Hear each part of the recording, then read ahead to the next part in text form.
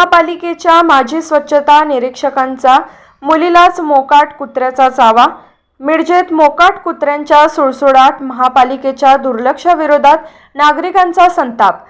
मिरज शहरात मोकाट कुत्र्यांचा वाढता उपद्रव दिवसेंदिवस गंभीर होत असून याकडे महानगरपालिकेच्या आरोग्य विभागाचे दुर्लक्ष होत असल्याचा आरोप नागरिकांकडून केला जात आहे। या पार्श्वभूमीवर प्रभाग क्रमांक 20 मधील बौद्ध वसाहत येथे राहणाऱ्या 10 वर्षीय मैथिल निखिल कोलप या शालेय विद्यार्थिनीवर भटक्या कुत्र्याने हल्ला करून चावा घेतल्याची घटना बुधवारी सकाळी घडली।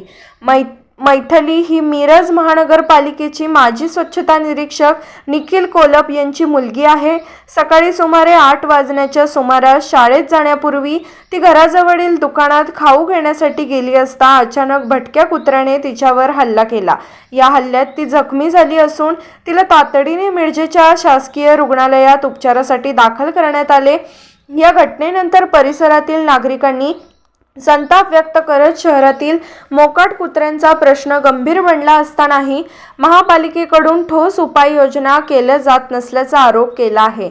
शहरात वारंवार मोकाट कुत्र्यांच्या हल्ल्याच्या घटना घडत असतानाही कुत्र्यांचे निर्बीजीकरण, पकड मोहीम आणि नियंत्रणासाठी प्रभावी उपाययोजना करण्यात प्रशासन अपयशी ठरत असल्याची टीका होत आहे।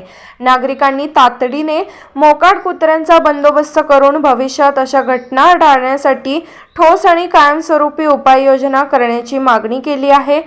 नाव अश्विनी निखिल कोलप। माझी मुलगी 10 वर्षाची आहे। सकाळी तिला कुत्रं चावलं आहे। ती खायला जात असताना शाळेच्या वेळी कुत्रं चावलं आहे। महापालिकेच्या लोकांनी मस्त करावा। आतापर्यंत 5-7 लोकांना तिथं कुत्रं चावलंय आणि आता मी माझ्या मुलगीला मिरज सिव्हिलमध्ये ॲडमिट केले। कचरा असल्यामुळे कुत्र्याचा वारंवार पावर वाढला आहे। त्यामुळे महापालिकेच्या लोकांनी त्याचा वेळोवेळी बंदोबस्त करावा लवकर।